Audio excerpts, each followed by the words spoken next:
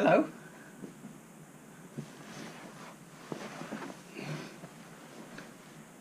It's me. Well, in a slight departure from my usual videos, today we're going to run a little perception test. I'm going to play a short video, helicopter video, and you guys are going to see if you can identify any hazards, aircraft fault, warning, or something of that nature. There may or may not be something to see, but I probably wouldn't be doing this video if there wasn't something for you to try and identify. I'm going to give you the scenario. I'm at Celtic Manor, a lovely facility in Newport, South Wales. It has an excellent place to land, big enough,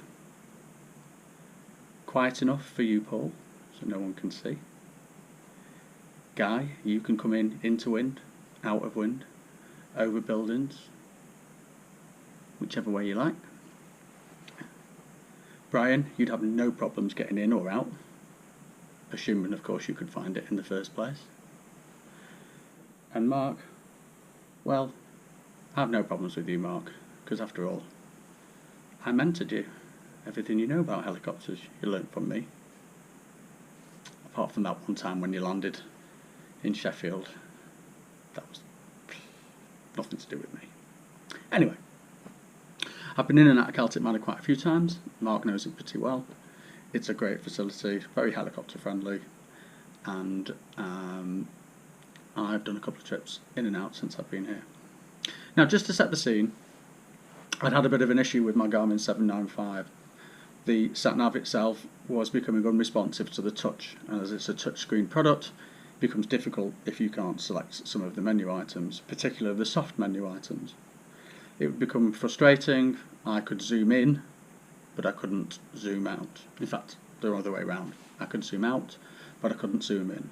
So sooner or later, I was looking at a single page representation of the whole world, which was pretty useless when I'm just trying to navigate around Newport itself.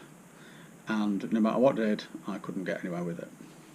Cut a long story short, I spoke to Garmin, sent me a PDF. They told me I could recalibrate the screen, but I had to do that from within inside the aircraft itself whilst it was on mains power.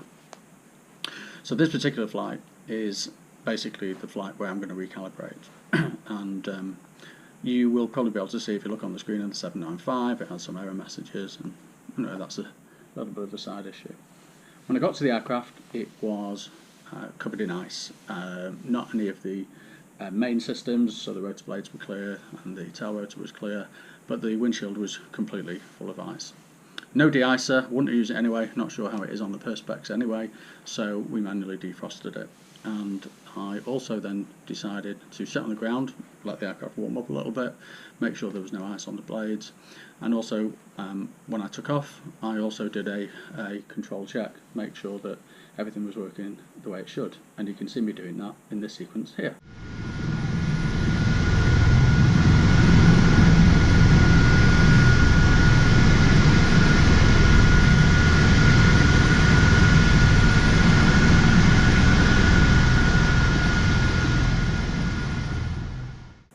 So control check done, decided to depart. I was going to visit Touratech, a facility that I've been to quite a few times, and the weather was fab.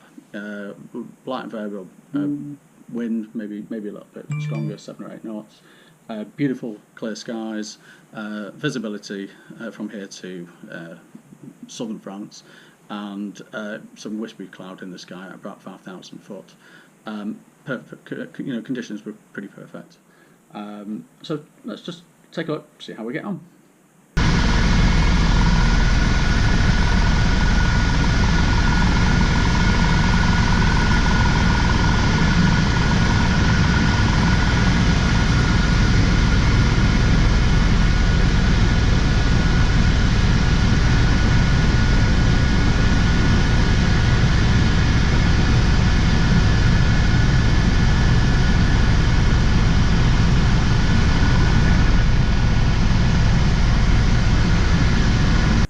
Hands up if you actually saw anything. Anything that you were concerned about. Anything at all. I'll tell you what, I'll run it again. Take a look.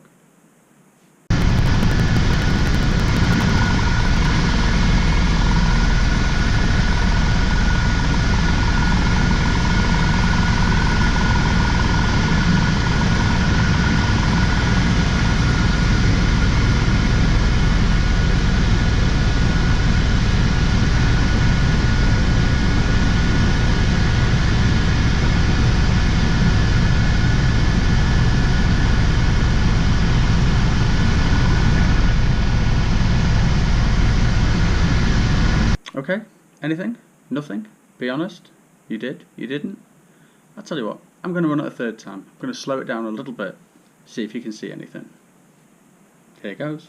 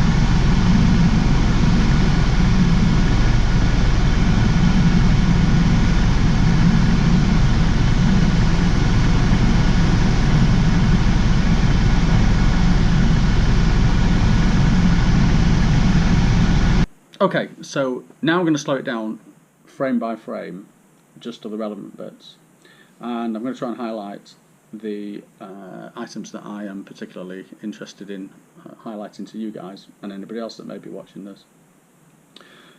Fortunately, I was given a bit of a heads up with this particular item, which I've highlighted in red. Okay, so I'm going to slow it down frame by frame now, and hopefully I'll be able to identify what it is that actually occurred.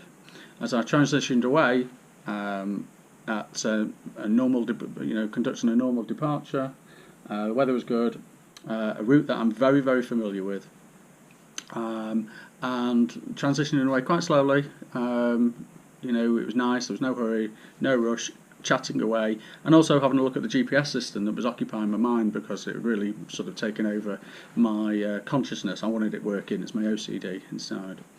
And out the corner of my eye, I saw a pylon, reasonable distance away from it, but nevertheless a pylon.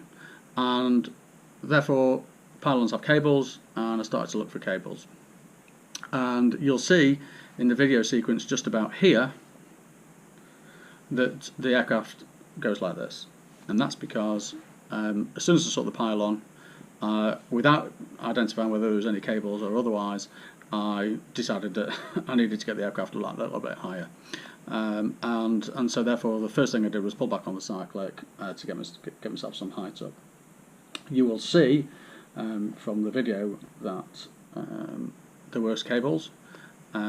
I'm not so certain whether I would have actually hit them or otherwise, because I basically increased my height straight away, increased my altitude. But you'll also notice that the first set of cables that I've identified are over the river and blend in very, very nicely with the actual river itself. Very little contrast, very little to see. So I just wanted to point out really that, you know, in the early stages of flight, below 500 foot, I don't think I was preoccupied. I wasn't preoccupied. I was probably chatting to a Yoniman passenger. But basically, in a situation of confidence, in an environment that I knew well, in good weather conditions, and may have been more of an issue, more of a consideration, if I hadn't seen that pylon just looming up in the right hand side of my eye. So all I want to say is, guys, none of us are perfect. I'm definitely not perfect. Well, mostly. We've all had some issues, and if you haven't, I think that's actually more dangerous than not having issues, because you can't learn from them.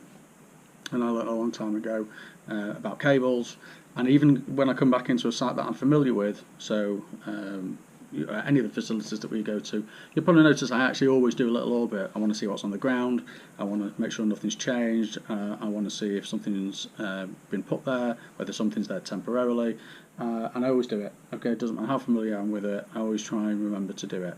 And in this situation, I'm not sure if I lapsed a little bit, but nevertheless, I was confident. I was in as I said previously, in an environment that I'm familiar with. I know the way in, I know the way out, the weather was great and everything, and I probably just stayed lower a little bit longer than I might otherwise do. But fortunately, something in me was looking away. I'm always scanning anyway, and I saw the pylon in the right hand side corner of my eye, and the first thing I did was just lift. Okay, and all's well that ends well. So that's it, guys. Hope to see you all soon. Love you lots as usual. That's it. Bye.